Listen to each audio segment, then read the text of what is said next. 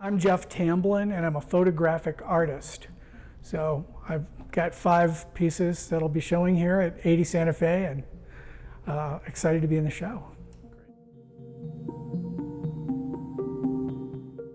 I've been involved in the arts my entire life, but and I've kind of secretly always wanted to be a photographer, but it's only been the last 4 years or so that I've been much more intentional about doing a lot of photography, and I kind of discovered a style that captivated my interest, and so that's one of the things that's propelled me forward. The art scene here is kind of starting to boom, which is wonderful. There's a lot of support for artists. There's at least 3 or 4 pretty well-funded arts organizations that hand out grants and provide studio space and hold exhibitions and even do classes for artists on how to be better at the business of art and so forth. There's a tremendous amount of support now in a lot of places like 80 Santa Fe that are just more interested in kind of being a part of all that and want to help artists move along in their careers, and that's very exciting. I think this is the best. I'm a native of Kansas City, and I think for me, this is the best time I've ever seen in the city.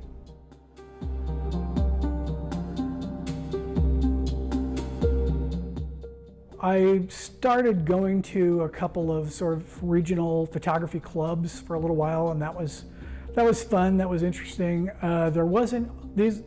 Most of the photographers, although they were really, really good photographers, were not particularly interested in my unusual style. And I didn't get a whole lot of support for that. There wasn't, nobody was angry with me or anything. Nobody was resentful, but they were, they just didn't really know what I was trying to do. And so I kept looking around, and I finally landed at the Kansas City Society for Contemporary Photography, which is a wonderful organization with about 140-ish members. And I joined the board after being a member for about a year, and it was right during the pandemic, so the group wasn't doing a lot of activities, and we're still kind of trying to ramp up again, but there's a lot of wonderful photographic artists involved in that club, and they're very interested in all styles of work and breaking artistic conventions and so forth, which is something I've always been interested in my entire life in the arts. No matter what form of art I've been doing, I've always liked to, sort of push the edges.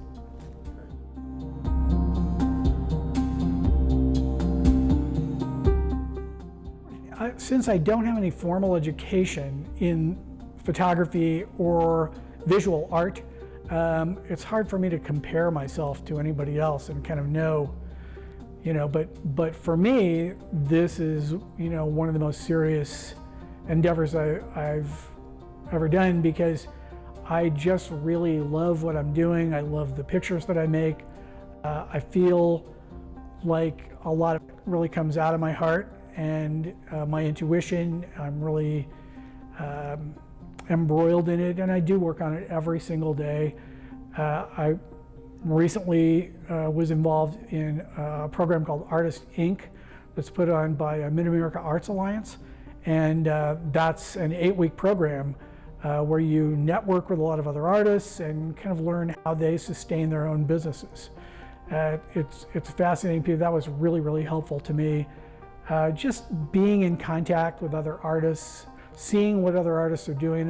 It's funny, but the more you get into it, the deeper you get into it, the more all that means to you as an artist, the more you can learn from other people. It's like your learning capability is only this big when you first get started, but it grows a lot more as you get into it because you get more comfortable with learning and with what you already know.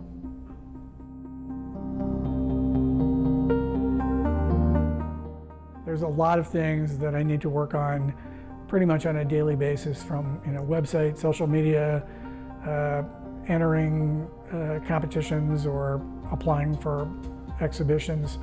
And then there's just a whole lot of doing the work of art where you are out looking for stuff to shoot with a lot of other photographers who do street work and so forth.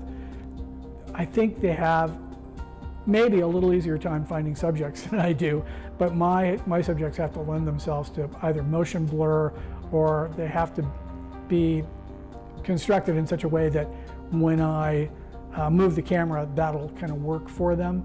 And a lot of what I do is so random. It's I'm just driven by my intuition, and I will look at my work for a little while, and if I get a little tired, or if I feel like I need more of this, it just drives me to the next thing.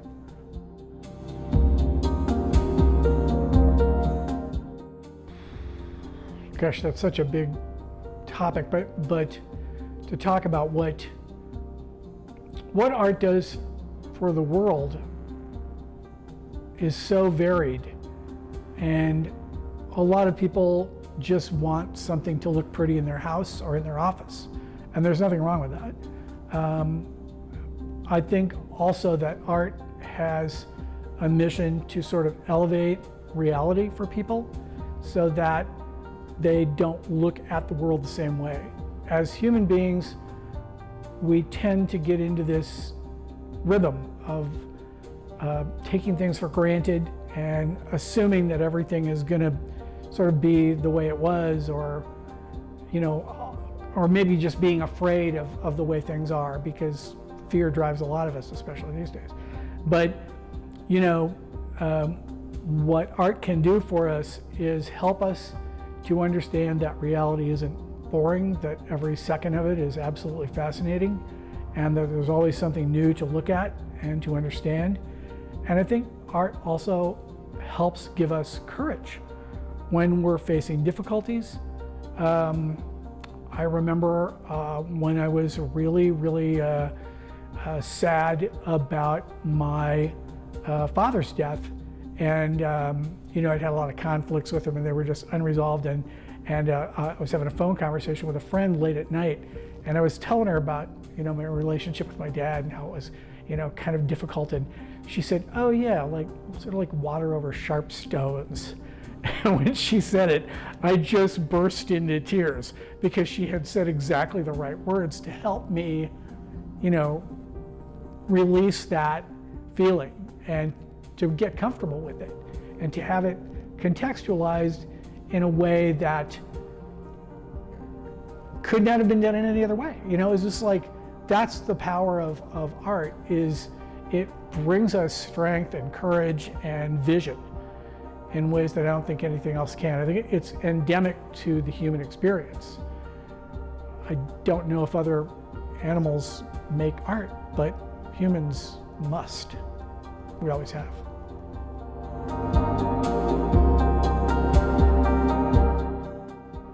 I discovered intuition when I was working in improvisational theater, because when you're on stage or even rehearsing with a bunch of other actors, and they're always, they're doing things around you, and they're constantly coming up with creative variations on whatever it is you're embroiled in, whatever scene you're involved in, whether it's comedic or serious or just kind of abstract. And what was amazing about that was to discover that power of intuition, like how it could connect me with other performers and ultimately with people in the audience, because they're drawn in, They want to be part of it. They want to be part of what's going on. And so that's kind of the impulse that drives me with art too, is I discovered this aesthetic of making blurry pictures, and then I just wanted to do more of it because I just loved the way it looked. And gradually I realized that one of the things that I liked about it was that it takes away some specific details, kind of like, I don't want to compare myself to great painters, but just so for comparison, just for illustrative purposes, when you look at a Monet, if you look at like a picture of his drawings of a street scene, there's like a little squiggle, but it's a human being. And you're like, how did he do that? How did he make me understand that this is a human being and where this human being is going? There's even a little bit of intentionality about this, and it's just a little paint squiggle. And so, knowing that the human mind will fill in the narrative for when it doesn't have one, I think it's really fun to make pictures that take away a lot of specific details, but leave a lot of wonderful colors and shapes and a few identifiable features that can kind of spark the viewer's imagination and make them begin to develop, because it draws them in, it makes them sort of a collaborator of the artist, and I love that.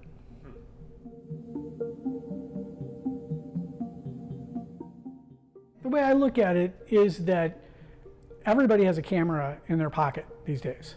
I mean, I think there's 8 billion people, and I think I've heard that there are, you know, something like 6 billion phones out there in operation. So everybody has the ability to look and document something now. It's the most democratized art form in the history of the world, without question, along with its close cousin video.